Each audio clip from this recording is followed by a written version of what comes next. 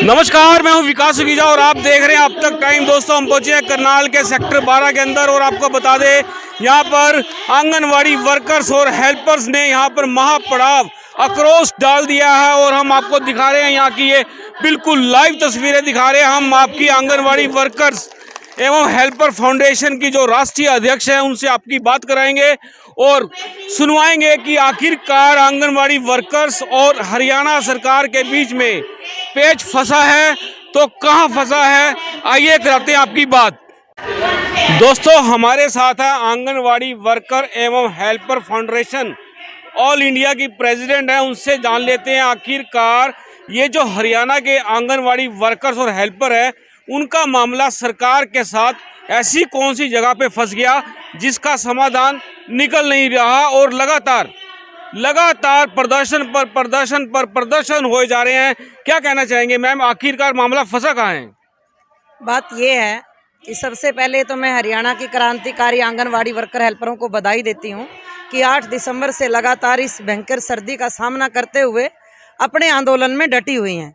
दूसरी बात जो आपने रखी है कि फंसा कहाँ हुआ है, खुद हरियाणा के मुख्यमंत्री ने 6 मार्च 2018 को अपनी विधानसभा में, जिसका एक पवित्र मंदिर है हमारे संविधान का, उसमें खुद उसने ये बोला था कि हरियाणा की आंगनवाड़ी वर्कर हेल्पर वो पहली होंगी जिसको देश के अंदर सबसे पहले एक दर्जा दिया जाएगा, मतलब मजदूर का दर्जा दिया जाएगा और श्रमिक का दर्जा दिया जाएगा, और जिसके तहत उसके बढ़ने वाले जो लाभ हैं जैसे महंगाई सूचकांक के साथ जोड़ा जाएगा और बाकी जो भी ESI EPF के लाभ हैं वो दिए जाएंगे। तो हम कुछ भी नया नहीं मांग रहे हैं कि जो खुद विधानसभा में ऐलान किया था, या तो वो विधानसभा चलेगा सेशन, उसमें मुकर जाए कि मैंने जो बोला था झूठ बोला था और मैं अपने दिए हुए बयान वापस ले लेता हूँ, तो हम देख लेंगे कि हमने उसकी झूठ को माफ़ करना है कि नहीं करना है। और दूसरा, देश के जो प्रधानमंत्री हैं, ये नहीं कि कोई चुनावी ऐलान था, उन्होंने अपनी मन की बात में 11 सितंबर 2018 को आंगनवाड़ी वर्कर हेल्पर को यशोदा मैया का दर्जा देते हुए ये बोला था कि यशोदा मैया ने तो एक कृष्णा को पाला था और आंगनवाड़ी वर्कर तो 20-20 कृष्णा का पालन पोषण करती हैं, तो मैं उनका सम्मान करता हूं और उसके सम्मान में उनको समान वेतन में बढ़ोतरी करते हुए वर्कर को 1500 रुपये और हेल्पर को 750 रुपये की मानदेय में बढ़ोतरी का ऐलान करता हूं। और वो अकेला ऐलान ही नहीं हुआ, उसका ऑर्डर हो चुका है और 1 अक्टूबर 2018 से पूरे देश में वो लागू हो चुका है। 2 ही राज्य ऐसे हैं जिसने इम्प्लीमेंट नहीं किया, दिल्ली में केजरीवाल ने और हरियाणा में खट्टर जी ने। बाकी देश के सभी राज्यों में ये मानदेय की बढ़ोतरी लागू हो चुकी है। हरियाणा की जो आंगनवाड़ी वर्कर हेल्पर है कुछ भी नया नहीं मांग रही हैं। जो खट्टर साहब ने ऐलान किया था 6 मार्च 2018 को और जो मोदी साहब ने ऐलान किया और उसका ऑर्डर हो चुका है अक्टूबर 2018 से, हमारा जो उधार है आपकी और 4 साल का उधार है, और जिसको उधार देनी हो हमारे समाज में वो आंख नीची करके बात करता है और बोलता है कि भाई पल्ले में आकर ले ले, कोई बात नहीं, मैं लेट हो गया। और ये हरियाणवी कहावत हम बोले तो बोला गला आंगन में आगर गला दीदे काट है, गला तो हमारा 4 साल का बकाया लिए बैठा और गला बात नहीं करता और ऊपर से बोलता है कि ये तो विपक्ष की बुकाई है। भी हम तो विपक्ष में नहीं, मारा तो एक विधानसभा में MLA भी नहीं, हम किसका विपक्ष बन गए?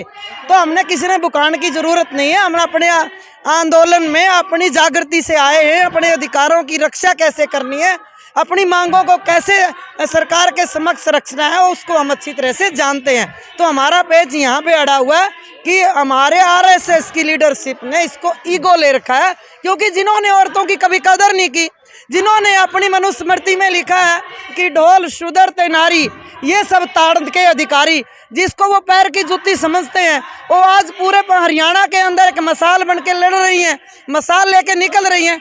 इसलिए औरतों की आज़ादी उनसे बर्दाश्त नहीं हो रही। पेच यहाँ पे आ रहा है कि औरतें आंख में आंख मिला के बात कैसे करती हैं। मैम, एक बात और थी, एक महंगाई भत्ता दिया गया था, वो महंगाई भत्ता भी कहीं फंस गया? वो महंगाई भत्ता जो दिया था वो 1 साल दिया, उसने 2 किस्तें दी, 4 साल से दी नहीं। अब जब आंदोलन आया तो 2 किस्तें और जारी कर दी, अभी ऑर्डर आया, पैसे तो किसी के खाते में आए नहीं है। तो इसलिए ये क्या सोचता है कि मैं लोगों को सस्पेंड करूंगा, पर्चे दर्ज करूंगा, तो पर्चे दर्ज करने से और सस्पेंड करने से लोग चले जाएंगे। जब लोगों के सिर पे अपने अधिकार की रक्षा का जुनून हो तो वो सिर पे कफन बांध के निकलते हैं। तो इसलिए ये डराने का काम ना करे। ये उस फेडरेशन की छत्र छाया में काम करती हैं जिसके हिंदुस्तान की 26 स्टेट में यूनियन है और 7 लाख से ज़्यादा मेंबरशिप है। तो आज तो हरियाणा की हैं, आज तो मैं पंजाब से बिलोंग करती हूँ, मैं पंजाब से आई हूँ, उत्तर प्रदेश से आएगी, हमारी जनरल सेक्रेटरी केरला से बिलोंग करती है। तो जिस दिन हमें जरूरत पड़ेगी तो पूरे देश की आंगनवाड़ी वर्कर हेल्पर हरियाणा सरकार के नाक में दम कर देगी और उसको बात मानने के लिए मजबूर करेगी। मैडम, विधानसभा के अंदर बजट सत्र आने वाला है, उसको लेके आप क्या कहना चाहेंगे? बजट सत्र में भी उनको रंग दिखाएंगे। अगर जो अलग अलग पार्टियों के राजनेता हैं उनको भी हमने मांग पत्र दिए हैं, अगर वो सवाल लेके नहीं जाएंगे विधानसभा के अंदर और विधानसभा में हमारे प्रति सवाल पूछे जाए, हम ऐसे विपक्ष को भी मजबूर करेंगे और अपनी आवाज भी हम विधानसभा के बाहर बुलंद करेंगे। तो मैम, जिस तरह से आप कह रही हैं कि आप ना तो विपक्ष में है और ना ही कोई आपका लीडर है, तो जो विपक्ष के लोग हैं उनसे बात करोगे आप? जैसे भूपेंद्र सिंह हुड्डा है, विपक्ष के प्रतिपक्ष के नेता है, उनसे अपनी मांग रखेंगे ताकि वो विधानसभा में उठाए? हमने सभी विपक्ष के नेताओं को मांग पत्र दिया है, जितनी भी हरियाणा के अंदर राजनीतिक पार्टी हैं, हम सबने अपना डिमांड चार्ट सबको दिया है। देखते हैं वो बात करते हैं कि नहीं करते हैं। तो मैम, आज के प्रोग्राम को लेकर जो आपका इतना बड़ा पड़ाव है, यहाँ पर महापड़ाव है, इसकी क्या रणनीति है? हमारी रणनीति है कि हम यहीं पे बैठे हैं, अगर हमें बुलाता है, बात करता है, शाम को बुलाता है, रात को बुलाता है तो बात करेंगे, अगर नहीं है तो यहीं पे पड़ाव करेंगे, यहीं पे रहेंगे। मैम, हमसे जो आपने जो जिस तरह से कहा है कि एक तो हरियाणा सरकार आपकी बात नहीं मान रही और दूसरी दिल्ली सरकार आपकी बात नहीं मान रही, दिल्ली सरकार के मुख्यमंत्री अरविंद केजरीवाल महिलाओं की बात नहीं मान रहे, जबकि चुनाव के अंदर पंजाब के अंदर महिलाओं को 18 साल की उम्र पार करते ही 1000 रुपये प्रति माह देने की वो दावा करके आए हैं और आज पंजाब के अंदर डटे हुए हैं। तो क्या कहना चाहेंगे अरविंद केजरीवाल के बारे में? अरविंद केजरीवाल की झूठ पूरे देश के सामने आ चुका है। जो 1500 750 रुपया भारत सरकार ने ऐलान किया था वो अरविंद केजरीवाल ने भी इम्प्लीमेंट नहीं किया। दिल्ली की आंगनवाड़ी वर्कर हेल्परों ने कल संगरूर में प्रदर्शन किया है, परसों मानसा में किया है और आज वो जालंधर में प्रदर्शन करने जा रही हैं। तो इसलिए, और दिल्ली के गेस्ट टीचर हैं वो भी पंजाब में पहुंच चुके हैं और आज मैं आते आते उनका इंटरव्यू देख रही थी कि उनको 20,000 के बराबर भी तनख्वाह नहीं मिलती। तो दिल्ली में भी लगभग मुझे लगता है 1 करोड़ के लगभग महिलाएं रहती हैं। अगर 2 करोड़ की आबादी है तो क्योंकि महिलाओं की गिनती ज़्यादा है वहाँ पे, क्योंकि वहाँ पे वर्किंग वुमेन ज़्यादा है जो अलग अलग स्टेट से भी आई हुई है। तो इसलिए पहले वहाँ की वुमेन को दे 1000 रुपया, तो पंजाब की महिलाएं तो बाद में देख लेंगी। तो इसलिए 1000 रुपये का कुछ नहीं, ये झूठ का पुलंदा है। और इसकी जो बात करते हैं, मैं संगरूर कंस्टिट्यूंसी से बिलोंग करती हूँ जो हमारी मेंबर पार्लियामेंट की है और उसी से 7-7.5 साल से भगवंत मान जी वहाँ पे मेंबर पार्लियामेंट हैं और उस पार्लियामेंट के अंदर 2 डिस्ट्रिक्ट आते हैं, जिला बरनाला और जिला संगरूर। 2408 सेंटर संगरूर में है, 660 आंगनवाड़ी सेंटर बरनाला में है।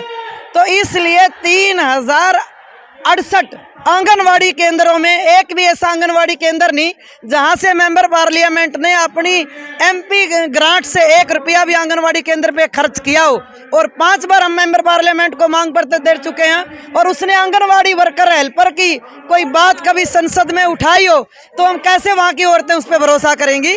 तो इसलिए ये झूठ का पुलंदा। ये जरूर है कि सारी पार्टियां जो लोक हितैषी नहीं है, सब लोगों के साथ फ्रॉड करती है, झूठे वादे करते हैं, इसलिए जनता का विश्वास उठ चुका है। तो लोग, न्यू जनरेशन है जो शायद वो किसी बदलाव में या डिजिटल इंडिया में कोई विश्वास रखे, वो तो आने वाला समय बताएगा। पर केजरीवाल की भी कोई बात सच नहीं है। तो मैम, क्या कहेंगी आप कि पंजाब के लोगों को वोट देना चाहिए तो किसको देना चाहिए? उसको देना चाहिए जो आंगनवाड़ी वर्कर हेल्पर की बात करे, जो पीड़ित दलित गरीब वर्ग की बात करे, जो वहाँ पे किसान मजदूर की बात करे, जो रोजगार की बात करे, जो हेल्थ सुरक्षा की बात करे, जो नारी सुरक्षा की बात करे और जो पंजाब के अंदर सबसे बड़ी समस्या है ड्रग्स की, जो ड्रग्स को रोकने की बात ही ना करे, अमल में लाने की हिम्मत रखता हो। जो आदमी ड्रग्स के खिलाफ बोल के मजीठिया से माफी मांग गया हो तो वो आदमी की क्या औकात है कि वो ड्रग्स के खिलाफ बोलेगा।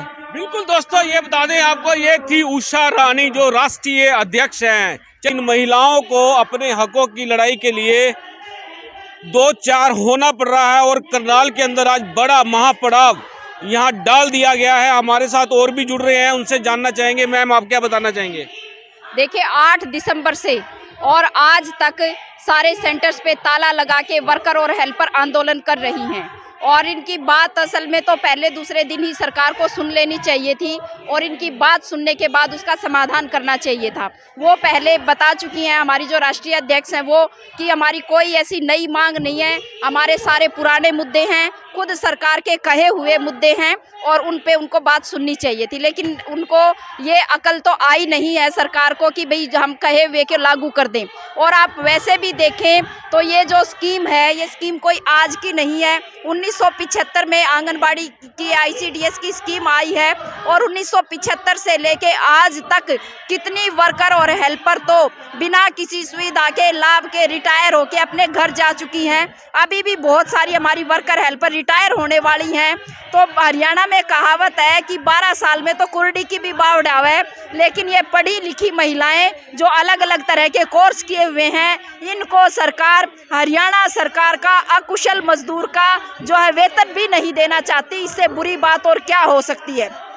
लेकिन अभी जनता को समझ में आने लग रही है बात, वर्कर हेल्पर को भी समझ में आने लग रही है बात और अभी हम तन गए हैं अपने हक और अधिकार पूरे लेने के लिए। अब तो लड़ाई जो है आमने सामने की है और अपना हक लेके ही पीछे हटेंगे। तो मैम आपकी जो यूनियन है आंगनवाड़ी वर्कर्स यूनियन जो भी है, इसके साथ और कितनी यूनियन साथ में जुड़ चुकी है और ये जो आपका आंदोलन है कितना बड़ा हो चुका है? देखिए ये 2 यूनियनों के नेतृत्व में आंदोलन चल रहा है जिसकी वो तालमेल कमेटी, उस तालमेल कमेटी जो ये आंगनबाड़ी वर्कर्स, आंगनबाड़ी कार्यकर्ता और हेल्पर यूनियन और दूसरी anganwadi workers and helpers union Haryana, इन 2 यूनियनों के नेतृत्व में, तालमेल कमेटी के नेतृत्व में ये आंदोलन चल रहा है और अब ये उन्हीं 2 के यूनियन के आंदोलन नेतृत्व में आगे भी चलेगा। बिल्कुल दोस्तों, आपको बता दें जब तक मांगे नहीं मानी जाएगी तो इसी तरह से ये आंदोलन चलता रहेगा। आप देख सकते हैं कि बहुत बड़ा महापड़ाव यहाँ दिया गया है और ये हम चाहेंगे कि आप इस खबर को अधिक से अधिक लाइक और शेयर कर दें और अपने कमेंट्स कर दें। और आप देख सकते हैं कि किस तरह से ये आंगनवाड़ी वर्कर्स एवं हेल्पर्स की राज्य स्तरीय आक्रोश महापड़ाव यहाँ पर दिया जा रहा है और हम चाहेंगे कि इस खबर को आप अधिक से अधिक लाइक और शेयर कर दें।